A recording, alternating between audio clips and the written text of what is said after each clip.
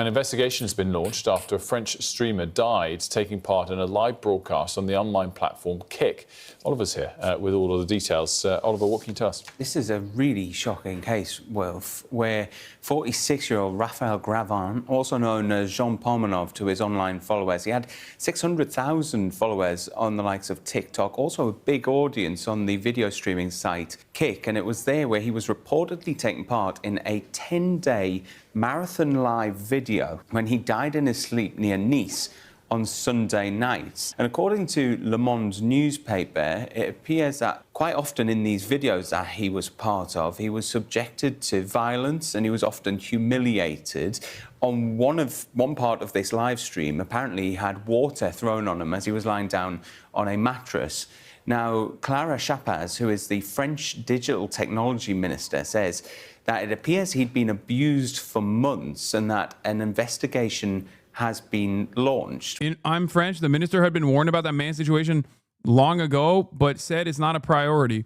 I mean, this is not Black Mirror shit, chat. It's happening in real time. Many kids here in France are defending his friends. That's crazy. I think the real issue here is, like, because they have unlimited money, no one wants to regulate these guys, and it's up to them to self-regulate, and they seemingly are not invested in the self-regulation because they have an endless bag. Bro, they've literally got Mr. Beast. A week before this happened, Mr. Beast openly signed on to the platform. There are always going to be people out there who don't give a fuck. Like, Mr. Beast is a Walmart figure, man. He's in Walmart, like, and he's on this platform. Very clearly, it doesn't matter. These guys want to normalize Kick, and they get unlimited bags to do so. I don't know. I just, like, this is yet another instance of right but too early.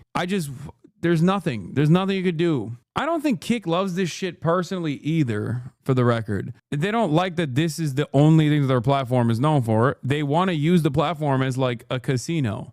And that's the entertainment component that's bringing in people into the casino. You don't want your casino online to be known as the casino where people are getting tortured to death for entertainment purposes. And look at the fucking psychos, dude. Twitch has a dark history too. Brother, Twitch, YouTube, these are mass platforms, okay, owned by major conglomerates, and they've been around for decades. These guys immediately clamp on it. They have an entire moderation team dedicated in real time to fucking handle stuff like this. Like, this is endless cope to be like, oh, Twitch does this too, or YouTube does this too. Yeah, I'm not gonna fucking sit here and act like there isn't fuck shit on this platform too. Certainly there is, but at least, like, this platform and all the other platforms, like, try to actively mitigate the harm.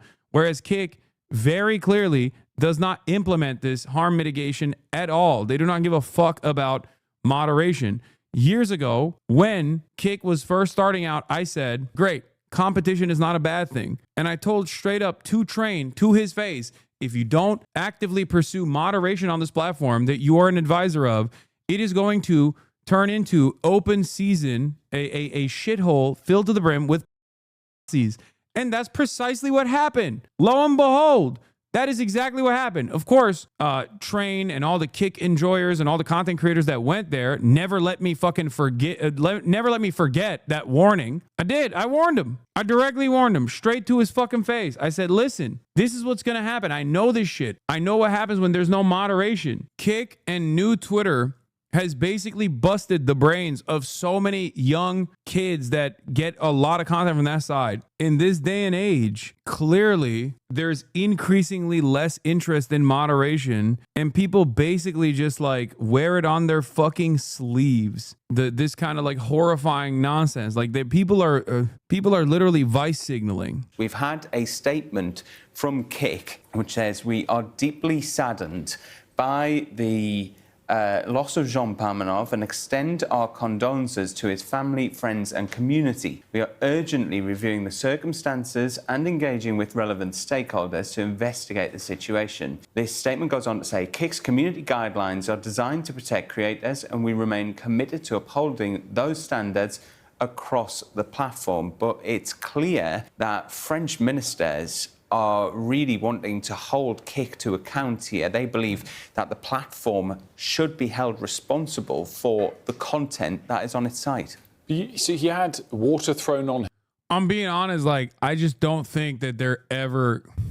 Like when we say like, oh, what will it take? Like I don't know. I don't know what it will take for Kick to actually self-moderate, because like it's clear that countries, even like the EU nations, who normally have like at least some sense and more regulatory control, would under normal situations, like under normal circumstances, take action against stuff like this, right? But nowadays I feel like that's long gone. Even European countries don't do this anymore. They got to lose money. That's all they care about. They're never going to lose money. The entire platform is losing money all the time. It's not designed to make money. It's not about making money for them. It's just a sole advertiser for their casino, and also a way to basically do some kind of like reputation laundering. Point, in my opinion, this is the logical endpoint of all lolcowing. It usually doesn't get this far due to moderation and guidelines, but Kick has none, and therefore it enables it to reach this natural conclusion. Yeah, this is what happens when you systematize and turn it into content, because this is the impact of lolcowing online, but it's usually relegated to the darkest circles of the internet. You know what I mean?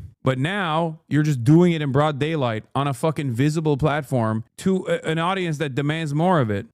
And if left unchecked, from my experience, and I can draw a parallel here to what Twitter turning into the Nazi shithole it has become has done to every other platform, and what TikTok has done to like red pill incel terminology and basically made it popular and added into the regular lexicon of normies. Content creators are like, they're bots, they're NPCs. They rely on trends, okay? They're not creative enough on their own to come up with like unique ideas. So they'll see something going popular, and if they're depraved enough, they will do it as well. It even goes, I mean, the same thing is happening with right-wing commentary in general, okay? That's what it is. Monkey see, monkey do. Other content creators see people like Asmongold popping off, fucking making like Nick Fuentes jokes, or maybe they don't see all of it, but they see most of the stuff that he's saying about like trans people, undocumented migrants. And then they go, well, this guy's popping saying this shit, I'm going to do it too. Greatest example of this is XQC. XQC has no fucking worldview. He doesn't give a fuck about anything. But he saw how much Asmongold was gaining prominence by doing this shit, so he tried to do it as well. And then his audience fucking yelled at him every goddamn day. And then he had to basically back away from it a little bit. He still tries it to his best ability, but that's it. There are a lot of people who don't. Over under 3 months, Asmongold going to Kick. He already did, brother. What are you talking about? He already is a Kick streamer. He went to Kick. He went to Kick months ago. He's already there. And now you got Mr. Beast going there too. It's just so fucked, because that kind of stuff just has like like people just don't want to see their own responsibility at all. They just, they don't realize that they're playing a role in like normalizing this fucking abhorrent behavior. They don't want to think about their responsibility.